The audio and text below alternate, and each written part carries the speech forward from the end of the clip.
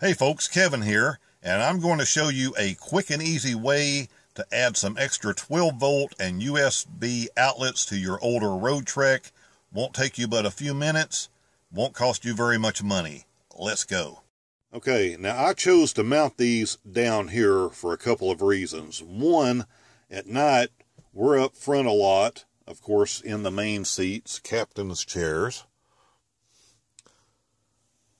Second, because I needed a 12 volt plug-in for this winter refrigerator freezer. Now I could have wired this straight in, but I did want the ability to take it out, put it in another vehicle, just in case something odd came up.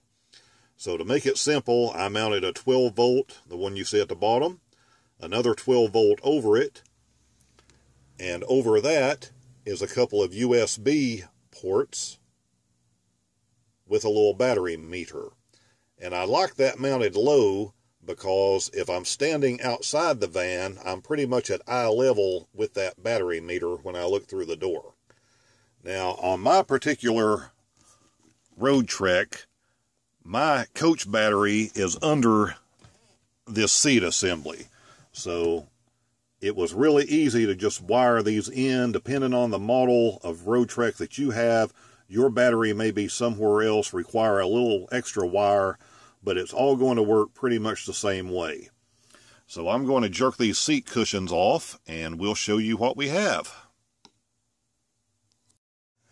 Now my coach battery is under this panel, so quick and dirty, just some quick wires up into this. Much simpler than it looks. Each of these are fused. They do come with an extra fuse. So once you have a hole drilled, these are all going to come in the same basic configuration. They do come with wires. You're going to have a red wire and a black wire. It does not matter which one you put on here.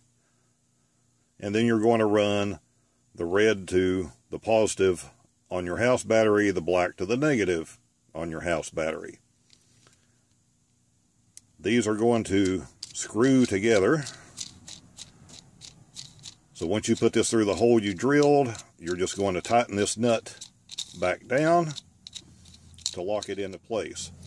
Also, these come with these covers, which are for marine use, and I think these just get in the way, so I'll just pull those covers off completely.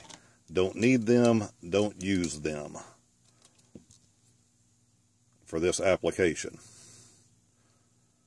So at this point, all you have to do is take one of these,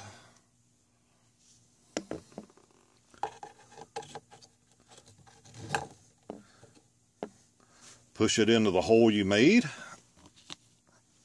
use this nut, tighten it up on the back.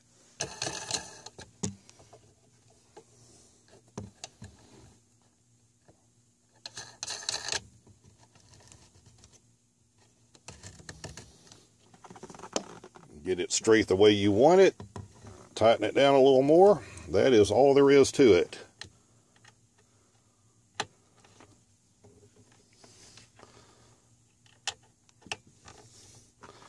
Pop your wires on, you are good to go. And just that simple, you'll have a couple USB plug-ins for phones and what have you. The way these seats are made, if you wanted to, you could also add easily several more of these back into this section next to the refrigerator. Or you could put them over on the other seat. I wanted to keep them all on one seat. I doubt I will ever take this passenger side and turn this into a bed, but I wanted to leave this side in its original configuration just in case I ever needed to do that.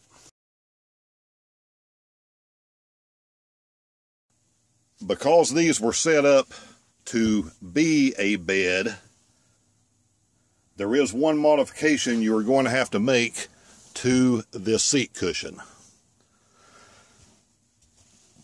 And that is, these cushions had an overhang in the front.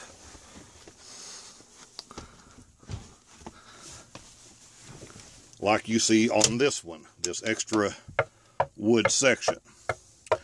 So if you're going to do this, you're going to need to pop this wood panel off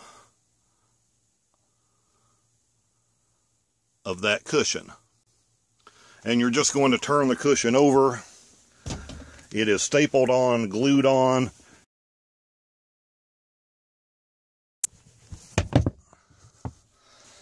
That is all there is to it. Put your seat back together, and you're ready to roll with shiny new outlets. If you're interested in why I went with this type of refrigerator or freezer setup, I have a separate video made for that. As you can see, I've turned off the house air conditioner, so it's not running so you can hear me better, so I have broken a slight sweat here. Anyway, I hope that helped you out, give you one idea of some place you can put some outlets.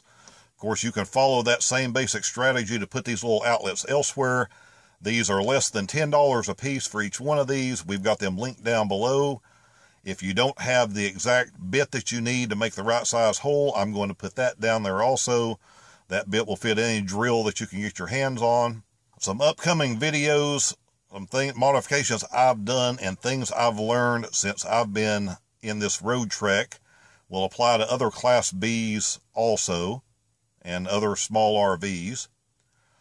One is I have a $5 fix for these SurePro water pumps that seem to constantly be going out.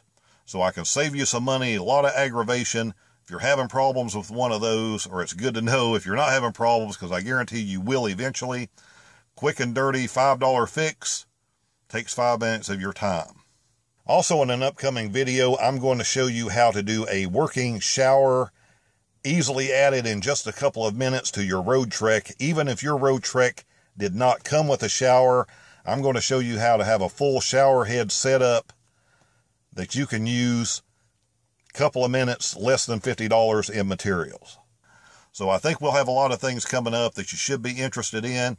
If you want to copy our ideal, great. If our ideal inspires you to another ideal, great. If you've done something different that's maybe even better than what I've come up with so far, post it down in the comments.